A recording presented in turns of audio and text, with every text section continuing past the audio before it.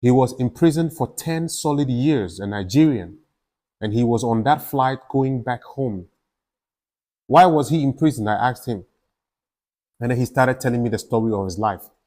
He started doing business when he first came to China. Things were going well, and then suddenly the business crashed. Welcome everyone to season 2 of my stories from China. I want to say a very big thank you to everyone who followed the season 1 from episode 1 all the way to episode 17. A very big thank you to you all. Thank you so much to all those who shared the stories, who liked and who commented, and those who have been following the story from day one.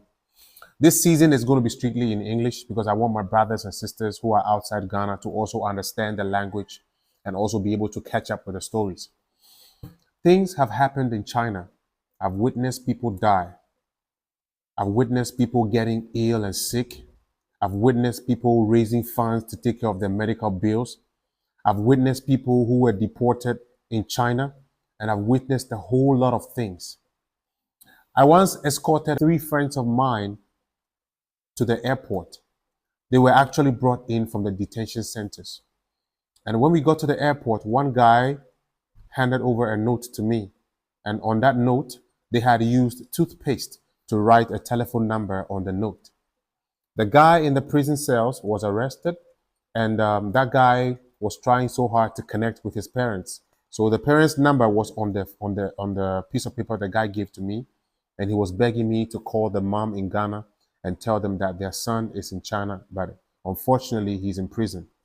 I'm telling you, we were standing right there when the police escorted my friends all the way through to the checkpoints and everywhere to the departure center. It was a very sad experience. We stood at the hall, we hugged each other, we shook hands, we encouraged them, we motivated them, and then they had to depart to Ghana.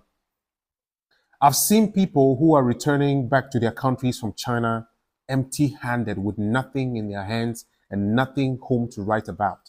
I was on a flight, Ethiopian airline flight number ET902, and we were from China, Beijing. We transited at Addis Ababa. So when we got to Addis Ababa, we had to wait for the next flight that would take all those who are going to Ghana in one flight.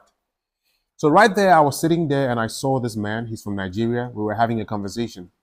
When he asked me, small talk, he just asked me, what do you do in China? And I told him I'm a teacher. I've been teaching in China for like 5 years now. And he told me, whoa, lucky me. I'm like, so what does he do? His tears just started running down from his eyes, you know? And he told me the saddest story of his life. He told me that as he's going home now, he just came out of prison. He was imprisoned for 10 solid years, a Nigerian, and he was on that flight going back home. Why was he imprisoned? I asked him. And then he started telling me the story of his life. He started doing business when he first came to China. Things were going well, and then suddenly the business crashed, and there was nothing else he could do. Some of his brothers and sisters couldn't help him. So a lady he got who was from Cuba introduced a particular kind of business to him, these narcotics and these drugs. So he also got involved in that business. And when he got involved in that business, it was very profitable. So the lady would travel outside China.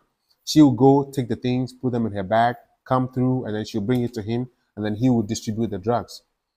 But unfortunately, one day the lady was apprehended at the airport. And when she leaked the information that the guy was the one who was responsible for all the operations. So the lady called him that she had arrived at the airport and they arranged the pickup. The police tracked his phone and they caught him at the pickup point. That was how come he got into prison. And he spent 10 solid years in prison. He's now on his way back home to Nigeria. Things have happened. I'm telling you, my brother, things have happened, people in the journey. Sometimes I really wish that as brothers and sisters, you would just pray for people who are abroad. Because most people are going through a lot. Most people are just barely managing. Most people are going through so much stress. When you have visa issues, you can't sleep. You can't go to bed when you have visa issues. You have a lot of sleepless nights. I'm telling you, sometimes adapting to the food over there is very difficult.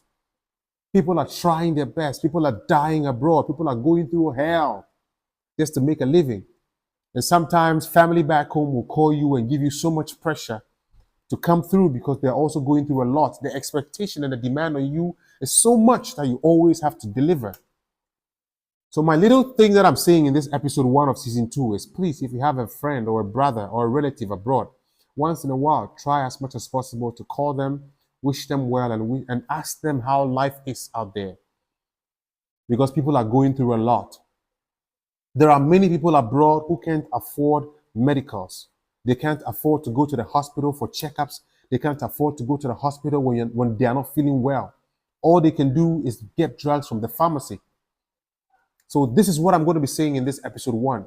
People are going through a lot. You have no idea. People are being kicked out of their homes. They're just perching with friends. Some are just wandering with no jobs. Some are moving hand to mouth.